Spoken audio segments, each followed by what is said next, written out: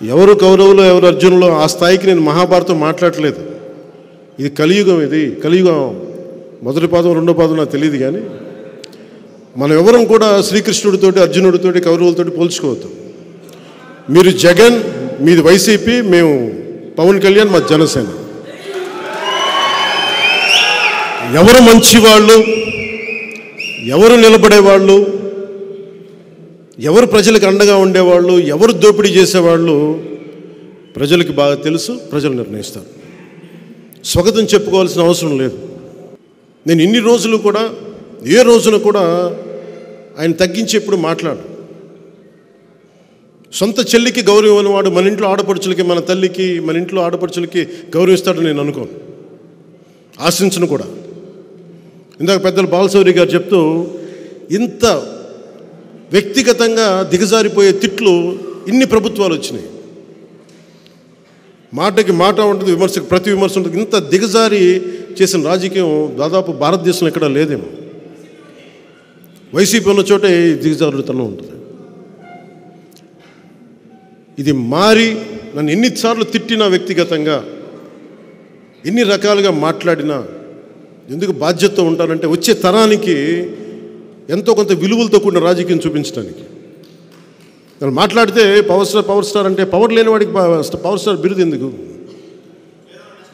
అంటే అలాగే నేను సినిమాల్లోనే పవర్ స్టార్ అనే పదం వాడిన. ఎప్పుడు ఎందుకు వాడినంటే నాకు వ్యక్తిగతంగా నన్ను ప్రజల మనిషి అనుకోవటం ఇష్టం, కానీ నన్ను పవర్ స్టార్ అనే పదం నాకు ఎబ్బెట్టిగా ఉంటుంది. నాకు నిజంగా చెప్పాలంటే ఎందుకు ఎప్పుడు కూడా నేను నా నిర్దేశకత్వంలో ఉన్న సినిమాలు, నా కంట్రోల్లో ఉన్న సినిమాలకు ఎప్పుడు కూడా నేను పవన్ కళ్యాణ్ సింపుల్గా ఎనీ అదర్ హీరోలాగా, యాక్టర్లాగా పేరు ఉంటుంది తప్ప ఆ టైటిల్ కూడా పెట్టుకోవడం నాకు ఇష్టం ఉండదు. ఇది ఎందుకు చెప్తున్నానంటే నేను ప్రజల మనిషిగా ఉండటానికి ఇష్టపడతాను తప్ప ముందున్న బిరుదులకి నేను ఇష్టపడతాను.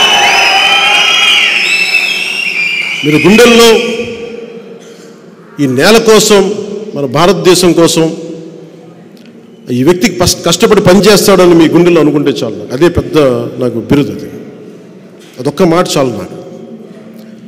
అందుకని నా విన్నపం కూడా ప్రజల కోసం పనిచేసే ఒక కూలీ అనుకోండి. నేను పవర్ స్టార్ కంటే కూడా ప్రజల కోసం పనిచేసే కూలీ అంటే నేను ఎక్కువ సంతోషిస్తాను.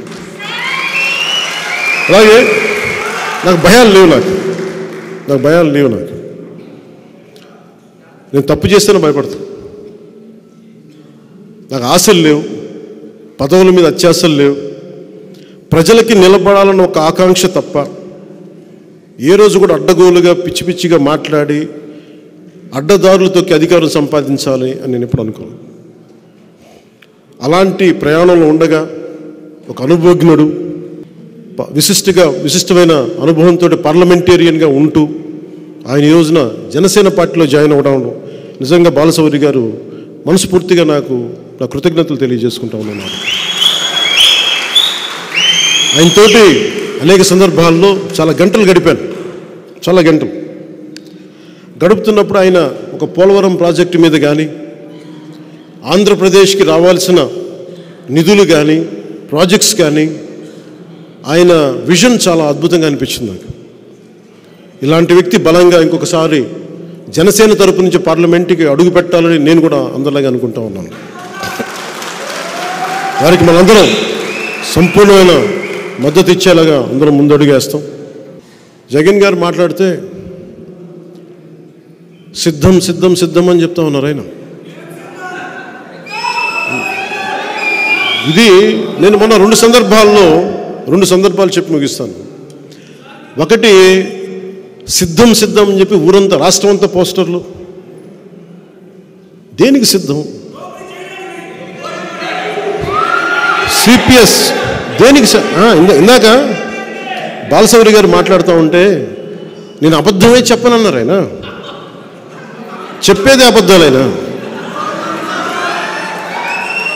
అంటే నేను రాగానే సిపిఎస్ రద్దు చేస్తానని చెప్పాడు.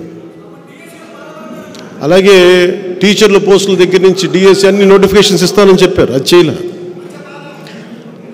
అలాగే మద్యపానాన్ని నిషేధిస్తామని చెప్పారు ఆయన. అవన్నీ మర్చిపోయాను కన్వీనియంట్గా. ఇలా చెప్పుకుంటూ వెళ్తే అంతులేదు అబద్ధాల లిస్టుకి. జగన్ గారు మీరు బాధపడకండి, మేము వస్తున్నాం, ఎన్నికల రంగంలోకి అడుగు పెడుతున్నాం. మేము మౌనంగా ఉన్నామని చెప్పి ఏం ఆలోచించట్లేదు అనుకోకండి, వస్తాం, ఎన్నికల రంగంలోకి వస్తున్నాం, ప్రతిరోజు సభ పెడతాం, మిమ్మల్ని ఎండగడతాం. మాటకి మాట కాదు, పాకిస్తాం మాటలతోటి. మాటలు కత్తుల్లో వస్తాయి, మీకు ఇబ్బంది పెడతాయి, భయపడకండి. మీరు లక్షల మందితో సభలు పెట్టుకోండి, స్కూల్ పిల్లలకి ఇంటర్మీడియట్ ఎగ్జామ్స్ రద్దు చేసి మరి మీరు సభలు నడుపుకోండి. అన్నిటికీ బదులు చెల్లించాల్సిన సమయం వస్తుంది. ప్రతిదీ నేను చాలా అత్యంత అరుదుగా కానీ నిర్ణయించుకోను. ఒక నిర్ణయం తీసుకునేటప్పుడు చావో రేవోను పెట్టి నిర్ణయం తీసుకుంటాను. 2014లో పార్టీ పెట్టేటప్పుడు ఈరోజు ఉంటే ఉంటాం, పోతే పోతాం, కానీ ఒక సత్యాన్ని ఆవిష్కరింపజేసి చచ్చిపోవాలని నిర్ణయించుకున్నాను.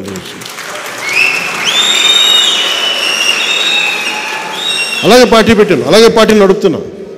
పార్టీకి నిధులు కాదు కావాల్సింది, పార్టీకి కావాల్సింది మనందరినీ కలిపే ఒక భావం.